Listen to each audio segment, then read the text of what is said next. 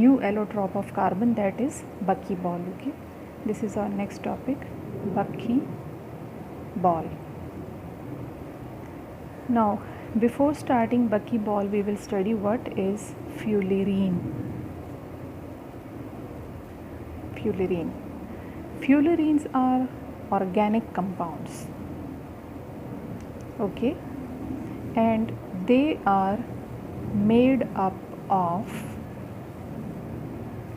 entirely carbon.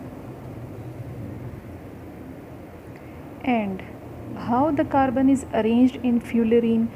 So here again there is self linkage of carbon, and this self linkage of carbon, that is carbon attached with carbon to form different shapes, and the possible shapes can be hollow sphere, ellipsoid और tubular, tube shape. Hollow sphere बेटा आप लोगों को पता है इस तरह करके बिल्कुल जो गोल होगा, ठीक है. एलिप्सॉइड यूँ करके ओवल शेप का, और ट्यूब जो है वो फिर इस तरह करके इस शेप का होता है, ठीक है. तो ये यहाँ पर इसमें नेटवर्क होता है बीच में, और उस नेटवर्क में क्या होता है, सेल्फ लिंकेज ऑफ कार्बन होता है, ठीक है. वही कैटिनेशन वाली बात है, कार्बन कार्बन के साथ रिपीट होते हैं. तो इसलिए हम फ्यूलेरिन के बारे में क्या कहते हैं कि they are made up of entirely of carbon, ठीक है. And these are organic compounds. Like यहाँ पर आपको बहुत सारे पेंटागन और हेक्सागन नज़र आएंगे, ठीक है. देखें यूँ करके पेंटागन होता है, इसी तरह इसमें हेक्सागोनल रिंग्स भी हो सकती हैं, और इसमें हेप्टागोनल रिंग्स भी हो सकती हैं. और ये कॉर्नर्स हैं ना, इन कॉर्नर्स के ऊपर क्या होगा, कार्बन होगा, ठीक है. यूँ करके देखें, ये CH2 CH2 CH2 CH2 CH2, ये तो ये पेंटागन है. इस चीज़ को हम सिंपली यूं करके बना सकते हैं, ठीक है.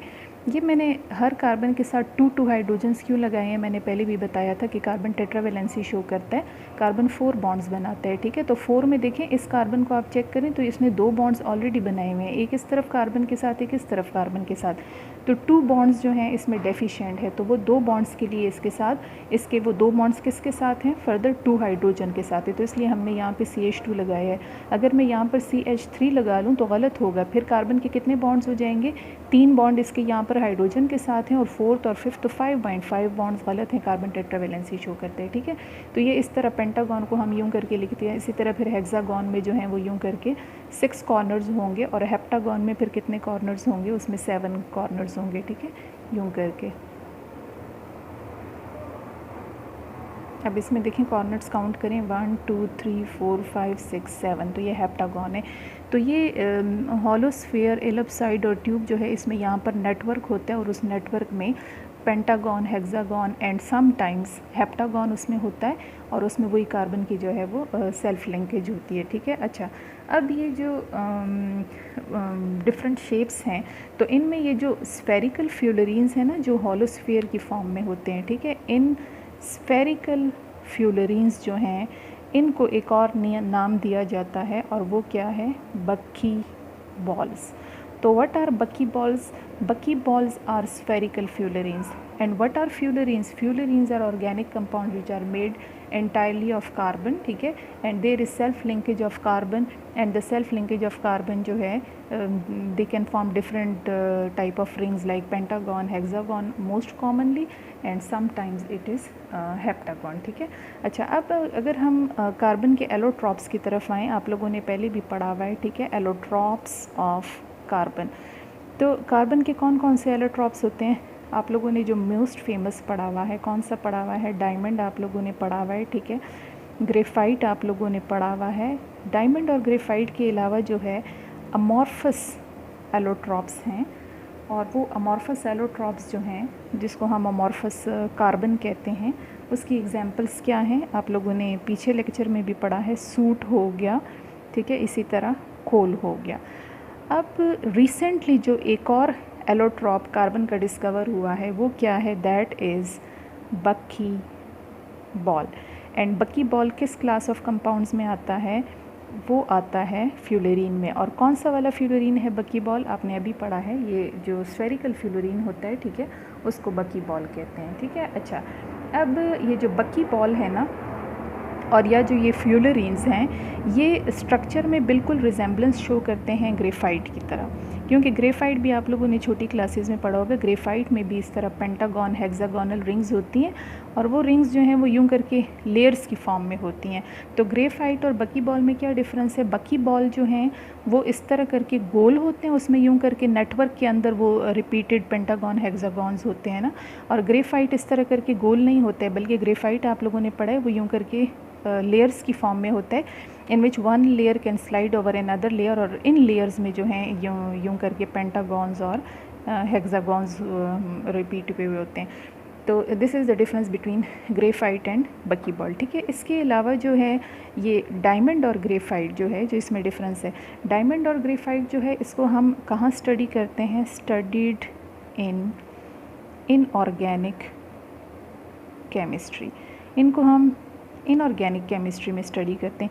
क्यों हम इनको इनऑर्गेनिक केमिस्ट्री में स्टडी करते हैं? क्योंकि ये इनऑर्गेनिक हैं, ठीक है, और they are insoluble in any organic solvent, insoluble in any organic solvent, ठीक है। फिर तो इसलिए हम इनको इनऑर्गेनिक कहते हैं। अमॉर्फस कार्बन, सूट और खोल जो है ये तो आप लोगों ने वैसे भी ऑर्गेनिक में ही पढ़ा है, ठीक है। अब रह गया है बकीबॉल फ्यूलेरीन। तो बकीबॉल फ्यूलेरीन जो हैं ये क्या हैं? दीज आर, मैंने अभी स्टार्ट में कहा है, these are organic in nature. तो हम इनको क्यों ऑर्गेनिक में स्टडी करते हैं और इनको हम क्यों ऑर्गेनिक कहते हैं? This is because of many of the properties of buckyballs which resemble organic compounds, ठीक है, जिसमें एक फेमस प्रॉपर्टी क्या है? इनकी सॉल्युबिलिटी, ठीक है। तो ये किस में सॉल्युबल होते हैं? They are soluble in organic solvents. They are soluble in organic solvents. Which solvents? For example, they are soluble in toluene, they are soluble in carbon disulfide.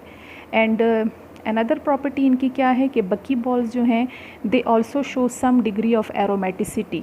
Aromaticity अभी आप लोगों ने नहीं पढ़ा है, एरोमेटिक बेंजीन के लिए वर्ड यूज़ होता है, ठीक है। अभी आगे आप लोग डिटेल में पढ़ेंगे तो वहाँ फिर मैं आपको दोबारा एरोमेटिसिटी के बारे में बताऊंगी। तो ये जो एरोमेटिक है ना, ये जिनमें बेंजीन रिंग होती है, हो सकता है मैंने आपको पीछे इधर भी बताया हो, यूं करके जो रिंग होती है ना उसको बेंजीन रिंग कहते हैं। और इस बेंजीन रिंग में अल्टरनेटिंग पोजीशंस पर ये पाई बॉन्ड्स होते हैं। तो ये पाई बॉन्ड्स डीलोकलाइज होते हैं। डीलोकलाइज का क्या मतलब है? ये एक जगह से दूसरी जगह यूं करके, मतलब वो मूवमेंट जिसमें हम शो करते हैं ना, रेजोनेंस आप लोगों ने फर्स्ट ईयर में भी पढ़ा हुआ है, ठीक है। और 6 इसमें जो है वो कार्बन्स होते हैं और साइक्लिक फॉर्म में ये होता है, ठीक है। तो जो बकीबॉल्स है ना, इनमें भी जैसे बेंजीन में पाई बॉन्ड्स की डीलोकलाइजेशन होती है ना, इसी तरह बकीबॉल्स जो हैं इनमें भी there is some degree of delocalisation involved like aromatic compounds. तो वो उस वजह से भी हम इनको ऑर्गेनिक कहते हैं, ठीक है। ये एरोमेटिसिटी अभी आपको वैसे भी सही समझ नहीं आएगा, इसको भी हम आगे इसी चैप्टर में जो है वो आगे इसको डिटेल में हम इसकी तरफ आते हैं, ठीक है। अच्छा, तो ये हो गया बकीबॉल्स। अब अगर आप लोग बुक में इसी टॉपिक की तरफ आएँ, पेज नंबर 92 की तरफ, तो यहाँ पर इन्होंने लिखा है फर्स्ट फ्यूलेरीन किसने डिस्कवर किया था, ठीक है। The first fullerene was discovered in 1885 by Harold Kroto, James Heath, Sean O'Brien, Robert Curl and Richard Smalley. और इन साइंटिस्ट ने मिलकर इसको डिस्कवर किया था, ठीक है, 1885 में। और फिर इनको नोबेल प्राइज़ कब मिला? 1996 में मिला। ये ऐसे डेट्स और ये साइंटिस्ट के नेम्स जो हैं ये MCQs में आते हैं, ठीक है।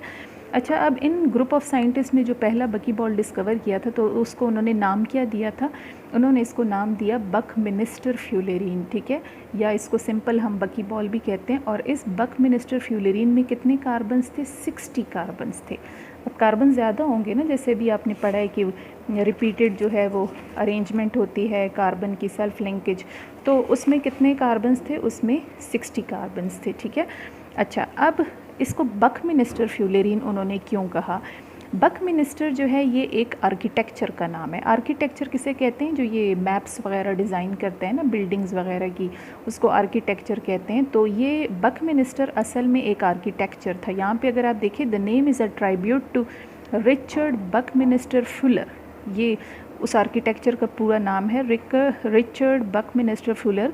ये एक फेमस आर्किटेक्चर था और इस आर्किटेक्चर ने जो है किस वजह से ये मशहूर था, इसने कुछ ऐसे बिल्डिंग्स डिज़ाइन की थी जिसमें जियोडेसिक डोम्स के होते हैं। डोम्स क्या होते हैं? गुंबद। यानी इसने एक ऐसी बिल्डिंग डिज़ाइन की थी ना जिसमें इस तरह करके डोम्स थे, गुंबद सा जो होता है ना, जो मस्जिद के ऊपर भी होता है, ठीक है। और इसको जियोडेसिक डोम क्यों कहते हैं? जियोडेसिक डोम, जियोडेसिक का मतलब जो है होता है पार्शियल स्फेरिकल, यानी स्फेरिकल भी ये हो सकते हैं, ठीक है, ये स्फेरिकल भी हो सकते हैं और पार्शियल स्फेरिकल भी हो सकते हैं।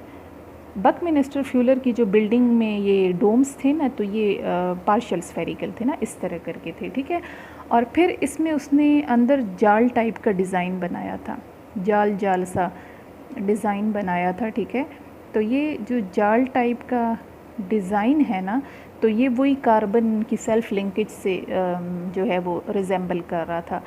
तो ये जो ग्रुप ऑफ साइंटिस्ट थे, इन्होंने जो सबसे पहला बकी बॉल डिस्कवर किया, उनका ये वाला बकी बॉल जो है ये रिचर्ड बकमिनिस्टर फ्यूलर की इस बिल्डिंग के डिज़ाइन से रिजेंबल कर रहा था। बाहर से ये देखें बिल्कुल बकी बॉल की तरह है, अंदर उसी तरह नेटवर्क सा है कार्बन की लिंकेज का। तो इसलिए इन्होंने अपने जो ये पहला बकी बॉल जो इन्होंने डिस्कवर किया, इस बकी बॉल का इन्होंने नाम क्या रखा? बकमिनिस्टर फ्यूलरीन। बकमिनिस्टर फ्यूलरीन ये वो साइंटिस्ट से नेम के पीछे से आ रहा है, ठीक है। अच्छा, और आगे उन्होंने लिखा है कि जो ये ग्रुप ऑफ साइंटिस्ट ने 60 कार्बन वाला बकी बॉल डिस्कवर किया था, तो ये इसके ये डोम से रिजेंबल कर रहा था, ठीक है। अच्छा, अब बकी बॉल्स में कितने कितने कार्बन हो सकते हैं, ठीक है। बकी बॉल्स में स्मॉलेस्ट मेंबर जो अभी तक डिस्कवर हुआ है, कितने कार्बन है उसमें 20 हैं, ठीक है। और जो इनमें सबसे कॉमन वाला है वो कौन सा है? जिसमें 60 कार्बन होते हैं। इसके अलावा कुछ और नंबर ऑफ़ कार्बन भी हो सकते हैं जो नेग्लिजिबल अमाउंट में प्रेजेंट हैं, जिसमें इन्होंने ये C70 दिया हुआ है, C70 से C84, C60 इन्होंने दिया हुआ है। C60 मतलब कॉमन है, लेकिन हैं ये नेग्लिजिबल। फ्यूलरीन्स जो हैं they are very rare in nature, ठीक है। नेग्लिजिबल का मतलब है कि यानी ये बहुत कम कम जगहों पर कहीं कहीं मिलते हैं ना, ठीक है। और फिर उनमें इन सब में जो कॉमन है तो वो 60 कॉमन है, और बाकी ये वाले जो हैं ये फिर बहुत ही मुश्किल से मिलते हैं। और आगे इन्होंने लिखा है in 2010 fullerenes were also discovered in outer space, ठीक है। अच्छा, इसके बाद हम आपके ये नेक्स्ट टॉपिक की तरफ आते हैं, ठीक है। और आप लोगों का ये जो नेक्स्ट टॉपिक है ये क्या है? Functional groups and homologous series, ठीक है। ये आप लोगों का नेक्स्ट टॉपिक है।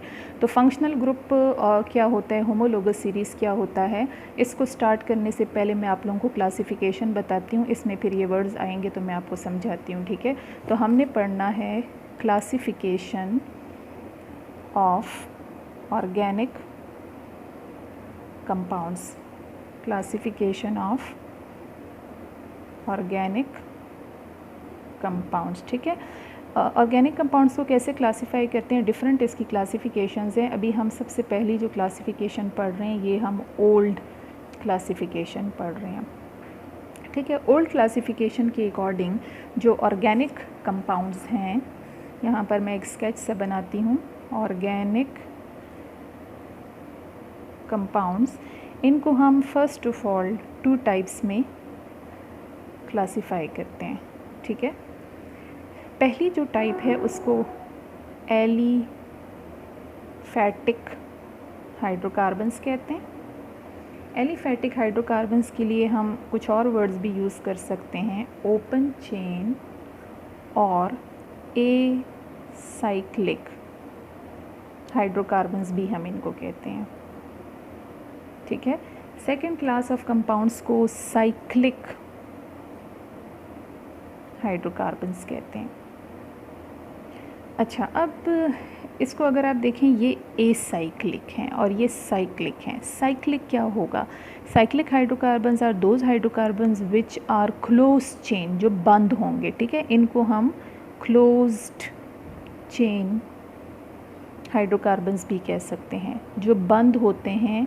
जैसे अभी मैंने ये पेंटागन और हेक्सागन नहीं बनाए, तो ये बंद है हर तरफ से, तो इनको हम साइक्लिक या क्लोज चेन हाइड्रोकार्बन्स कहेंगे। और जो फिर बिल्कुल ओपन होते हैं, जैसे पीछे मैंने मीथेन, इथेन, प्रोपेन वगैरह बताए थे, जो जिनके which have both ends open, तो they are called open chain.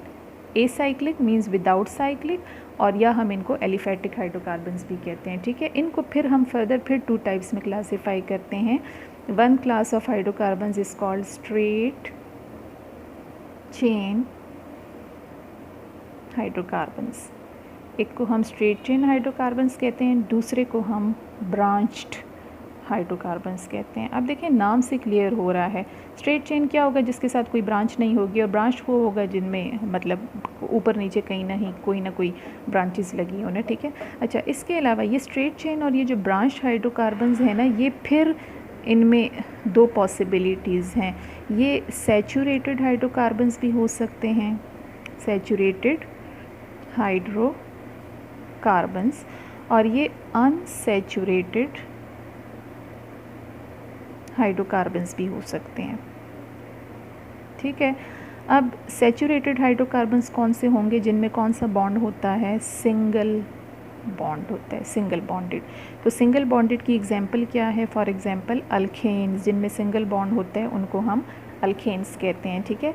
Unsaturated hydrocarbons जो हैं, इनमें कौन सा बॉन्ड होता है? इनमें डबल बॉन्ड भी हो सकता है और ट्रिपल बॉन्ड भी हो सकता है, डबल और ट्रिपल बॉन्ड, ठीक है। डबल बॉन्डेड वालों को क्या कहते हैं? That class of compound is called alkenes. और ट्रिपल बॉन्डेड वालों को क्या कहते हैं? That class of compounds is called alkynes, ठीक है। अच्छा, फिर हम आते हैं साइक्लिक हाइड्रोकार्बन्स की तरफ। ये मैंने आपसे कहा, ये बंद विच हैव बोथ एंड्स क्लोज्ड, ये उस फॉर्म में होते हैं, ठीक है। और ये जो साइक्लिक हाइड्रोकार्बन्स हैं, तो ये फिर जो हैं वो 2 टाइप्स के होते हैं। कौन कौन सी 2 टाइप्स हैं इनकी? इनमें एक होता है होमोसाइक्लिक हाइड्रोकार्बन्स, होमोसाइक्लिक हाइड्रोकार्बन्स, ठीक है। और दूसरा इनमें होते हैं हेट्रोसाइक्लिक हाइड्रोकार्बन्स। अब नाम से क्लियर हो रहा है, होमो हेट्रो। होमोसाइक्लिक वो होंगे, पहला तो आपने पढ़ा है ना कि ये साइकिल फॉर्म में होते हैं, मतलब बंद होंगे। होमो का मतलब है कि इनकी साइकिल के तमाम कॉर्नर्स जो हैं उनके ऊपर कार्बन होगा, इसीलिए होमोसाइक्लिक हाइड्रोकार्बन्स को कार्बोसाइक्लिक हाइड्रोकार्बन्स भी कहते हैं, क्योंकि इनके तमाम कॉर्नर्स के ऊपर कार्बन होगा, ठीक है।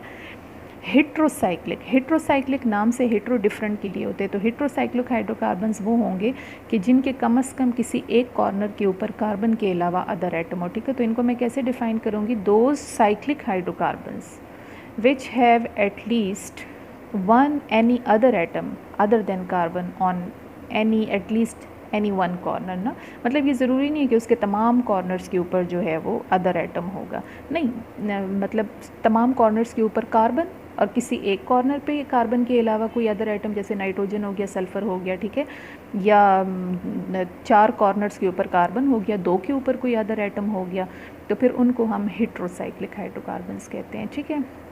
अच्छा, फिर ये जो होमोसाइक्लिक हाइड्रोकार्बन्स हैं, तो होमोसाइक्लिक को फिर हम 2 टाइप्स में क्लासीफाई करते हैं। एक को कहते हैं एलिसाइक्लिक हाइड्रोकार्बन्स, ठीक है, और दूसरे को कहते हैं एरोमेटिक हाइड्रोकार्बन्स। अब अगर आप देखें तो दोनों जो हैं वो कौन से हाइड्रोकार्बन्स हैं? These are cyclic hydrocarbons and carbocyclic, यानी ये भी बंद साइकिल की फॉर्म में होगा, ये भी बंद साइकिल की फॉर्म में होगा। They will have both ends close, ठीक है, एंड दे आर कार्बोसाइक्लिक। इसमें भी तमाम साइकिल के तमाम कॉर्नर्स पे कार्बन होगा, इसमें भी साइकिल के तमाम कॉर्नर्स पे कार्बन होगा, लेकिन डिफरेंस क्या होता है? एलिसाइक्लिक जो है ना, इसकी साइकिल में एनी नंबर ऑफ कार्बन्स हो सकते हैं, ठीक है, सिंगल बॉन्ड भी हो सकता है, डबल भी हो सकता है, ट्रिपल भी हो सकता है। बट एरोमेटिक के लिए क्या कंडीशन है? एरोमेटिक के लिए कंडीशन ये है कि these hydrocarbons contains benzene ring. इस तरह की रिंग इनमें मस्ट होनी चाहिए, 6 कॉर्नर और अल्टरनेटिंग पोजीशन पर 3 पाई बॉन्ड, और इसके साथ फिर ऊपर नीचे कहीं पर भी कुछ अटैच हो तो उनको हम एरोमेटिक कहेंगे। जबकि एलिसाइक्लिक में एनी नंबर ऑफ कॉर्नर्स होते हैं, जैसे ये देखें साइक्लोब्यूटेन हो गया, इसी तरह यूँ करके मैं बनाती हूँ तो ये साइक्लोपेंटेन हो गया, 5 कार्बन्स है ना, तो ये साइक्लोपेंटेन हो गया। इस तरह मैं यूँ करके बनाती हूँ और इसमें यहाँ पर एक पाई बॉन्ड लगा लेती हूँ, तो देखें तमाम कॉर्नर्स के ऊपर कार्बन है, तो है साइक्लिक, फिर कार्बोसाइक्लिक है, लेकिन यहाँ पर एक पाई बॉन्ड आ गया, तो 4 कार्बन्स को ब्यूटेन कहते हैं, ये साइक्लिक फॉर्म में है तो साइक्लो ब्यूट, और एक पाई बॉन्ड है तो पाई बॉन्ड के लिए हम ईन लगाते हैं तो इसको साइक्लोब्यूटीन कहेंगे, तो ये फिर एलिसाइक्लिक में आता है। ठीक है, मतलब दोनों जो हैं उनमें होगी रिंग्स, और रिंग्स के तमाम कॉर्नर्स के ऊपर कार्बन होगा, लेकिन अगर उसमें इस तरह की बेंजीन रिंग आ जाती है तो वो एरोमेटिक होंगे, और अगर रिंग की कोई कंडीशन नहीं है, मतलब एनी नंबर ऑफ कॉर्नर्स हों, पाई बॉन्ड हो भी सकता है, नहीं भी हो सकता, तो फिर उनको कौन से हाइड्रोकार्बन्स कहते हैं, उनको हम एलिसाइक्लिक हाइड्रोकार्बन्स कहते हैं। ठीक है, जैसे मैं अभी आप लोगों को कुछ एग्जाम्पल्स देती हूँ ना, ठीक है, और उसमें फिर हम पढ़ते हैं कि कौन सा हाइड्रोकार्बन जो है वो किस कैटेगरी में आता है। लाइक फॉर एग्ज़ाम्पल, सबसे पहले मैं यहाँ पर एक कंपाउंड लिखती हूँ इस तरह करके, CH3 CH2 CH2 CH3, ये मैंने एक कंपाउंड बना लिया। अब मुझे बताएं ये कौन सा हाइड्रोकार्बन होगा। देखिए पीछे क्लासिफिकेशन में आप लोगों ने पढ़ा है, सबसे पहली क्लासिफिकेशन एलिफैटिक, जिनको हम एसाइक्लिक कहते हैं, और साइक्लिक। तो एसाइक्लिक में मैंने क्या कहा, इस एसाइक्लिक कौन से होंगे, विच है बोथ एंड्स ओपन, जो बंद ना हो। ठीक है, तो इसको हम कौन सा हाइड्रोकार्बन कहेंगे, इसको हम कहेंगे एलिफैटिक हाइड्रोकार्बन भी हम इसको कह सकते हैं। एलिफैटिक हाइड्रोकार्बन के अलावा हम इसको एसाइक्लिक हाइड्रोकार्बन भी कह सकते हैं, इसको हम ओपन चेन हाइड्रोकार्बन भी कह सकते हैं, और दूसरा इसको हम स्ट्रेट चेन हाइड्रोकार्बन भी कह सकते हैं। ये देखें आगे क्लासिफिकेशन में फिर मैंने कहा है ना कि ये स्ट्रेट चेन भी हो सकते हैं, ब्रांच भी हो सकते हैं। ठीक है, तो ये कौन से वाले में आएगा, ये स्ट्रेट चेन हाइड्रोकार्बन। और फिर फर्दर अगर इस वाली क्लासिफिकेशन में हम इनको देखें तो इसमें आपको तमाम जगहों पर सिंगल बॉन्ड नज़र आ रहा है, तो सिंगल बॉन्ड होने की वजह से इसको हम कौन सी वाले हाइड्रोकार्बन में डालेंगे, इसको हम सैचुरेटेड हाइड्रोकार्बन कहेंगे। सैचुरेटेड हाइड्रोकार्बन का मतलब जिनमें सिंगल बॉन्ड होते हैं ना। ठीक है, तो अब इसमें 4 कार्बन्स हैं और सब में सिंगल बॉन्ड है, तो इसको कौन सा कंपाउंड कहते हैं, ब्यूटेन। हम इसको सिंपल ब्यूटेन भी लिखते हैं, या हम इसके साथ एन ब्यूटेन भी लिख सकते हैं। एन हम लगाते हैं प्राइमरी चेन के लिए, जिसके साथ ऊपर नीचे कोई ब्रांचेस ना हो। ठीक है, अच्छा इसी तरह मैं यहाँ पर कोई और कंपाउंड लिखती हूँ इस तरह करके, CH3 C, यहाँ पर मैं इसके साथ ब्रांच लगा लेती हूँ। ठीक है, CH2 CH3। अब आप इस कंपाउंड में देखें, अगर आप देखें यहाँ मैंने 3 हाइड्रोजन लगाए हैं, इधर भी 3 लगाए हैं। ठीक है, यहाँ 3 लगाए हैं, इधर 2 इधर 1, तो ये क्यों, कार्बन की टेट्रावेलेंसी बताने के लिए ना। तो यहाँ पर क्यों 3 लगाए हैं, क्योंकि ये कार्बन यहाँ 1 बॉन्ड बना रहा है, तो कितने बॉन्ड इसके डेफिशिएंट हैं, 3 बॉन्ड्स डेफिशिएंट हैं, तो यहाँ पे हम इसके साथ 3 हाइड्रोजन लगाएंगे ना। इसको फिर हम ओपन करके यूँ भी लिखते हैं CH3, तो ये देखें ना, ये CH3 है, तो इसमें वो 4 बॉन्ड्स पूरे हो रहे हैं। ठीक है, अब अगर मैं यहाँ पर भी CH3 लगा लूँ तो गलत हो जाएगा, क्योंकि ये कार्बन कितने बॉन्ड बना रहा है, 1 2 3 बॉन्ड ये ऑलरेडी बना रहा है, और फिर इसके साथ अगर यहाँ पे 3 हाइड्रोजन लगा लें तो फिर तो इसके 6 बॉन्ड्स हो जाएंगे। तो जब ये कार्बन 3 बॉन्ड बना रहा है तो फिर it is deficient of only 1 bond, तो हम इसके साथ सिर्फ 1 हाइड्रोजन लगाएंगे। ठीक है, अच्छा अब इस हाइड्रोकार्बन को आप देखें तो इसमें आपको ये वाला कार्बन जो है ना मिथाइल, ये आपको ब्रांच की फॉर्म में नज़र आ रहा है। ठीक है, ऐसे वाला जिसमें यूं करके ब्रांच होता है, तो ये फिर आप नॉमेनक्लेचर में बाद में सीखेंगे।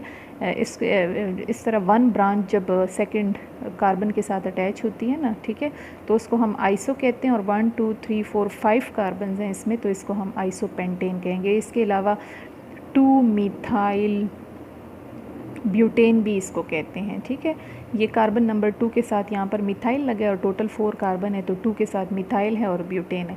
ये नॉमेनक्लेचर में परेशान ना हो, ठीक है, ये आगे जो है वो दोबारा डिटेल में करेंगे।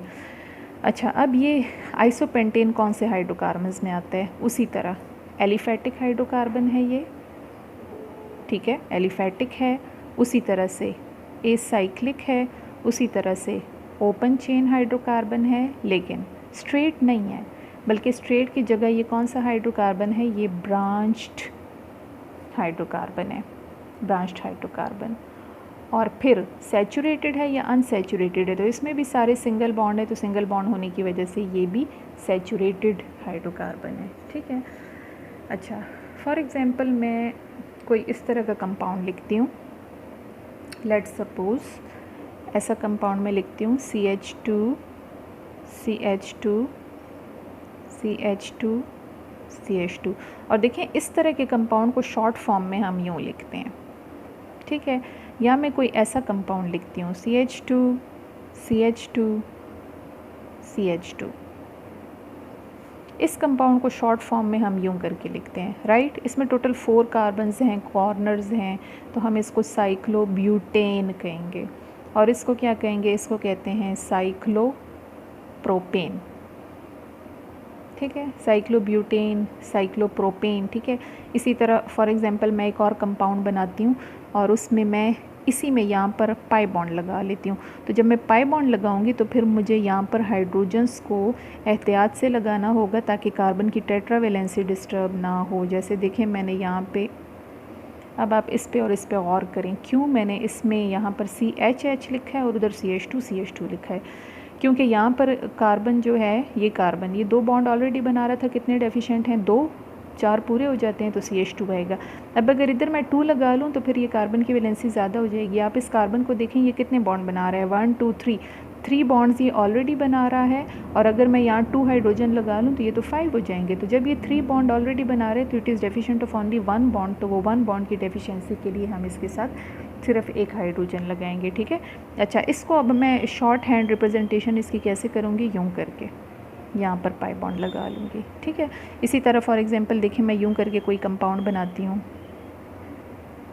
अच्छा, अब इसको क्या कहेंगे, ये उसी तरह से वही साइक्लो, वो ब्यूटेन था लेकिन ये ब्यूटेन नहीं, बल्कि ये क्या होगा, साइक्लोब्यूटीन। इन जो है ये डबल बॉन्ड के लिए होता है। अच्छा, इसमें देखें फॉर एग्जांपल मैं एक इधर लगा लेती हूँ, एक इधर लगा लेती हूँ, ठीक है। तो है तो पेंट, 5 कार्बन्स हैं, साइक्लो वो साइक्लिक फॉर्म में है, ठीक है। तो साइक्लो, ठीक है, पेंट 5 कार्बन हो गए, लेकिन कितने डबल बॉन्ड हैं, 2 डबल बॉन्ड हैं। तो 2 डबल बॉन्ड के लिए हम इसके साथ क्या लगाएंगे, डाईइन। डाईइन का मतलब 2 डबल बॉन्ड है, ठीक है। साइक्लोपेंटा डाईइन इसको कहेंगे। फिर आप आराम आराम से पढ़ेंगे, इनकी हम पोजीशंस को भी मेंशन करते हैं ना, वो नंबरिंग करते हैं, ठीक है। ये कार्बन नंबर 1 है, फिर ये 2 है, ये 3 है, ये 4 है, ये 5 है, समझ आ रही है, ठीक है।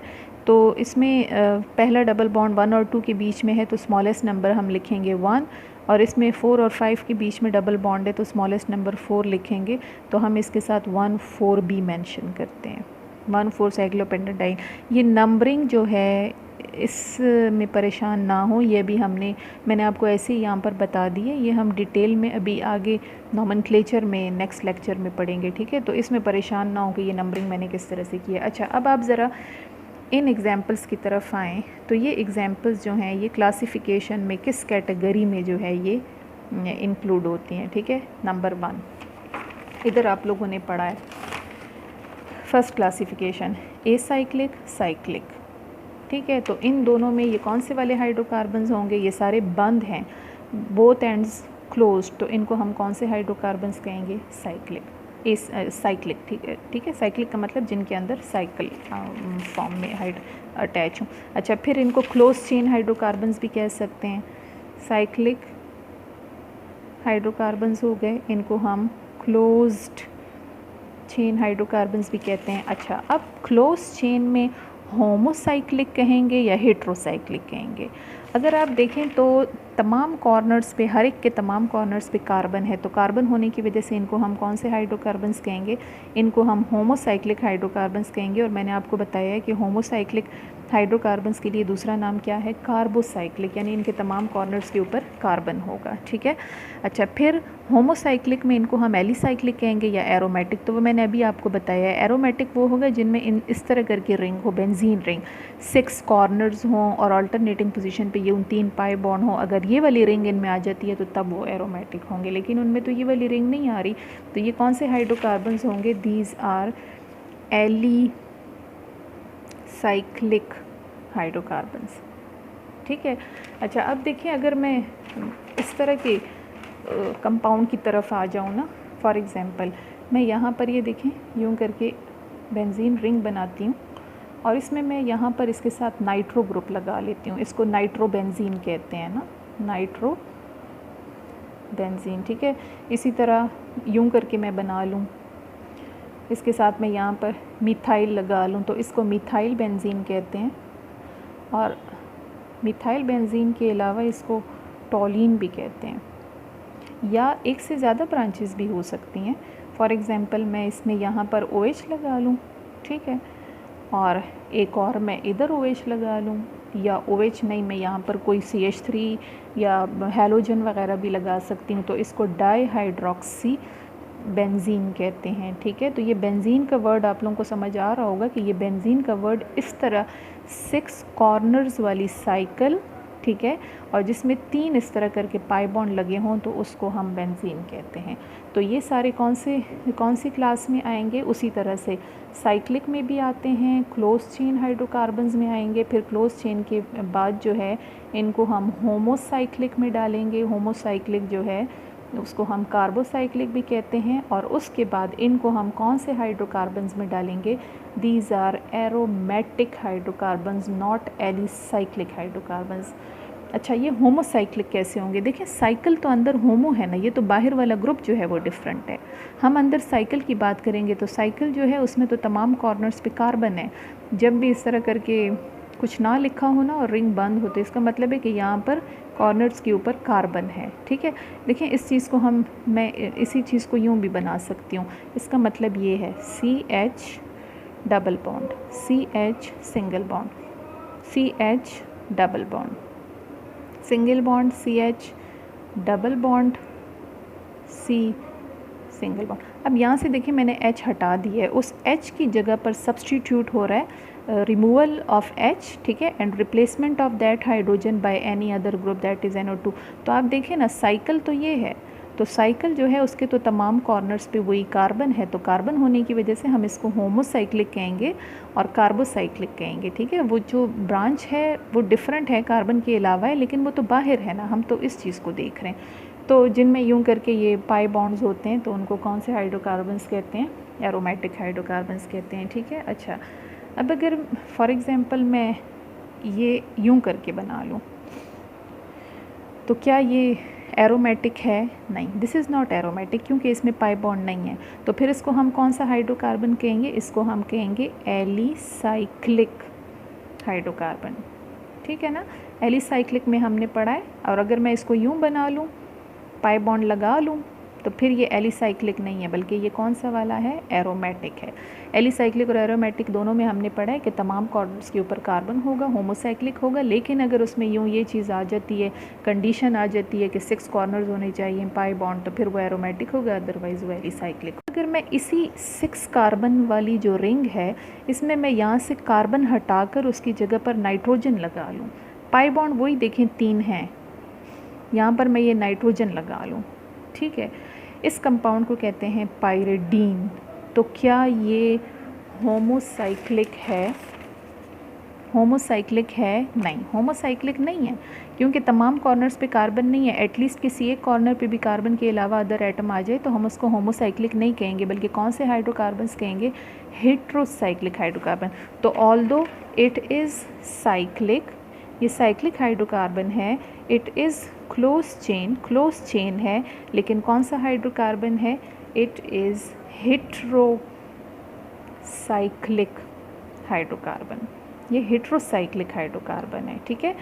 और फिर ये ज़रूरी नहीं है कि मतलब सिर्फ एक ही कॉर्नर पे अदर एटम हो, एक से ज़्यादा कॉर्नर पे भी अदर एटम हो सकता है, ठीक है। तो ऐसे वालों को हम हेट्रोसाइक्लिक कहते हैं। अगर आप बुक में पेज नंबर 95 की तरफ आएँ तो यहाँ इन्होंने हेट्रोसाइक्लिक की कुछ और एग्जांपल्स भी दिए हैं। अगर यूँ 5 कॉर्नर्स वाली रिंग हो जिसमें एक कॉर्नर पे कार्बन की जगह सल्फ़र लगाओ विद 2 पाई बॉन्ड, तो उसको थायोफीन कहते हैं।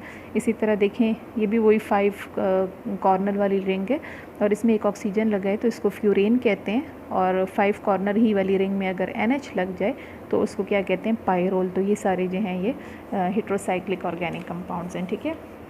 इसी तरह ये 7 वाले पेज पर आएँ तो इधर जो कंपाउंड्स दिए हैं मैं, इसमें ये नेफ्थलीन में 2 बेंजीन रिंग्स हैं, तो 2 बेंजीन रिंग वाला एरोमेटिक होगा। टॉलुइन, इसको मिथाइल बेंजीन भी कहते हैं, ये भी एरोमेटिक है। इसमें देखें बेंजीन रिंग है तो ये एरोमेटिक है, ठीक है। और ये जो हैं इनमें बेंजीन रिंग नहीं है, बाकी ये है कि होमोसाइक्लिक तो है ना, कार्बोसाइक्लिक हैं, ठीक है। तो इनको हम क्या कहेंगे, जो होमोसाइक्लिक होते हैं, कार्बोसाइक्लिक होते हैं और उनमें बेंजीन रिंग ना हो तो उनको हम कौन से हाइड्रोकार्बन्स कहते हैं, उनको हम एलिसाइक्लिक हाइड्रोकार्बन्स कहते हैं, ठीक है। अच्छा, ये हमारी कौन सी क्लासिफिकेशन थी, ये हमारी old classification of organic compounds थी, ठीक है। इसी तरह फिर जो new classification of organic compounds है तो वो फिर फंक्शनल ग्रुप्स की बेसिस पे है, ठीक है। तो थोड़ा सा मैं आप लोगों को फंक्शनल ग्रुप्स के बारे में बताती हूँ, फिर डिटेल में इसको नेक्स्ट लेक्चर में करेंगे। फंक्शनल ग्रुप्स जो हैं ये क्या होते हैं, ऐसे ग्रुप्स जिनकी वजह से हम किसी क्लास ऑफ कंपाउंड को पहचान सकते हैं, उसको फंक्शनल ग्रुप कहते हैं। जैसे देखिए मैंने अभी यहाँ पर लिखा है ना, मैंने आप लोगों से कहा है कि ये अल्केन है, यहाँ मैंने लिखा, ये मैंने कहा कि ये अल्केन है क्योंकि मैंने इसको किस वजह से पहचाना, सिंगल बॉन्ड की वजह से। तो इनका फंक्शनल ग्रुप क्या है, सिंगल बॉन्ड, ठीक है। इसी तरह मैं किसी चीज़ को अल्कीन कहती हूँ, तो अल्कीन को मैं अल्कीन किस वजह से कहती हूँ, क्योंकि उसमें डबल बॉन्ड होता है। तो ये सिंगल बॉन्ड, डबल बॉन्ड। इसी तरह फिर देखें, अब जैसे ये बेंजीन रिंग है तो बेंजीन रिंग को मैंने किस वजह से पहचाना कि इसमें यूं करके 3 पाई बॉन्ड्स होते हैं अल्टरनेटिंग पोजीशन पे और 6 मेंबर्ड रिंग होती है, ठीक है। तो ये इसका फंक्शनल ग्रुप है। इसी तरह फिर देखें जैसे अल्कोहल्स है ना, पीछे आपने आइसोमेरिज्म में अल्कोहल की एग्जांपल पढ़ी थी, तो ये जो अल्कोहल्स हैं इनमें इस तरह करके OH ग्रुप लगा होता है, यहाँ पर दिया भी होगा, अल्कोहल्स में OH ग्रुप लगा होता है। तो OH ग्रुप की वजह से हम पहचानते हैं। तो the group which gives some specific properties to a class of compound, that group is called functional group, ठीक है। तो फंक्शनल ग्रुप की बेसिस पे क्लासिफिकेशन करना क्यों ज़रूरी हो गया था, क्योंकि स्टार्ट में भी आप लोगों ने पढ़ा है कि organic compounds are very abundant, organic compounds बहुत ज़्यादा हैं नेचर में। तो फिर एक ऑर्गेनिक कंपाउंड को दूसरे ऑर्गेनिक कंपाउंड से पहचानना और उसको सेपरेट करना ये बहुत डिफ़िकल्ट हो रहा था। मतलब एक आइडेंटिटी ज़रूरी थी कि उस आइडेंटिटी की बेसिस पे ऑर्गेनिक कंपाउंड्स को ग्रुप किया जाए। तो उनकी ये आइडेंटिटी जो है ये किस वजह से की गई, फंक्शनल ग्रुप्स की वजह से की गई। मतलब जैसे अब जितने भी कंपाउंड्स में सिंगल बॉन्ड था तो सिंगल बॉन्ड वाले कंपाउंड्स को एक जगह इकट्ठा किया गया और उनको अल्केन्स का नाम दिया गया। डबल बॉन्ड वालों को दूसरी तरफ कैटेगराइज़ किया और उनको अल्कीन्स का नाम दिया।